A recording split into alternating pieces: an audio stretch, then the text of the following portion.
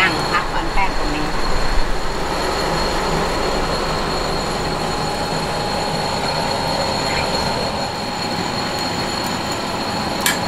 จ้า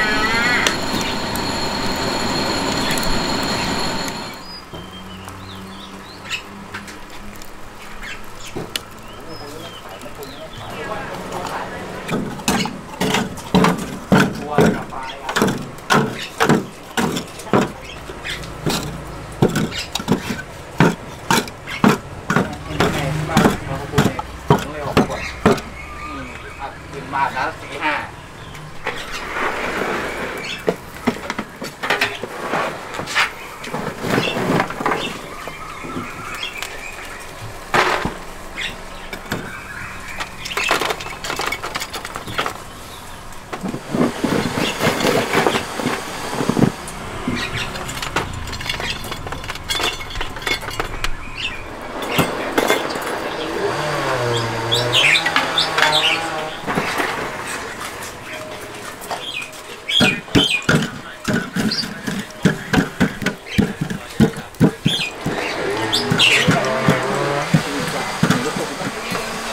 นั่งว่ะ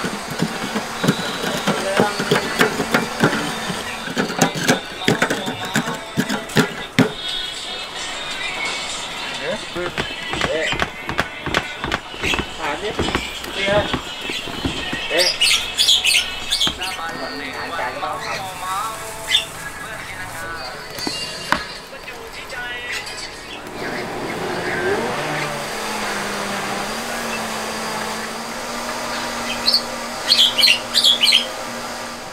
ถามที่เจ็บเลยผมเรียนหน้าประจำเจ๊ครับแล้วครับแล้วเขาสั่งอะไรก็ดี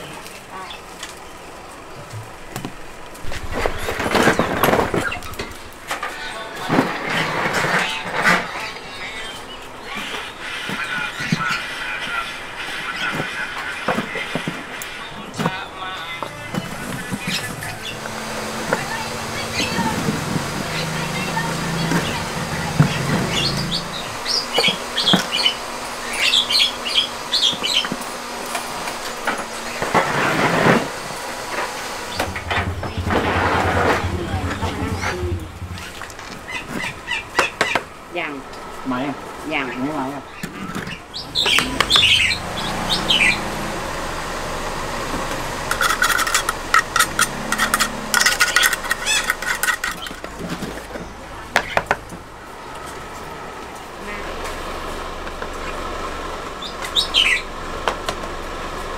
เดี๋ยวดูเพื่อนไปด้วยไงมันก็เลยไม่อยากคุยด้วย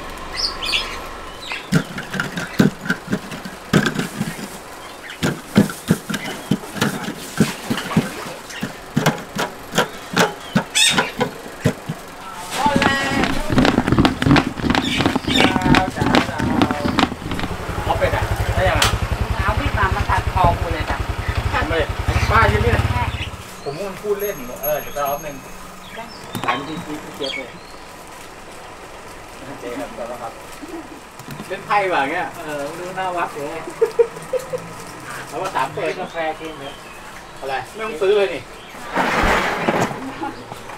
ไม่รู้ว่าใช่ ผงนู่นน่ะมองอะไรก็ได้ของจะมีอยู่เพราะว่าเราสั่งไว้แล้ว 80 ลูก 80 ลูก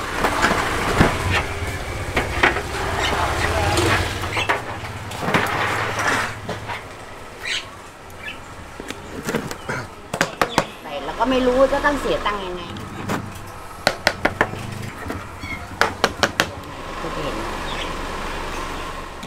แล้วพอลูกค้าเมื่อวานลูกค้าเขาบอกว่า โทรไป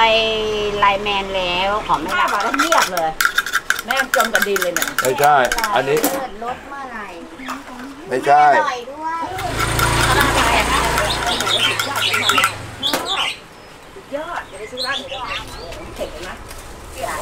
ลูกค้าเองทางเราไม่มีออกให้แล้วเพราะกำไรรับจ้างว่าราคาเท่าไหร่แล้วก็โทรไปบอกเขาก่อนราคาเท่านี้ไปเลยเย็นไหวนะเย็นอันเย็น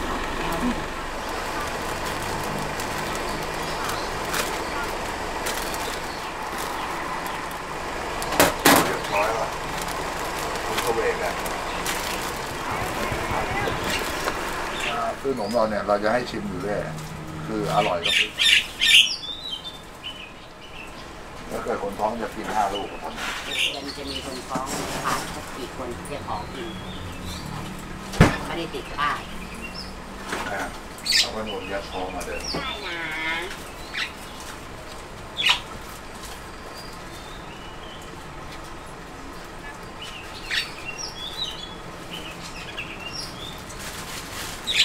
แม่ไปไหน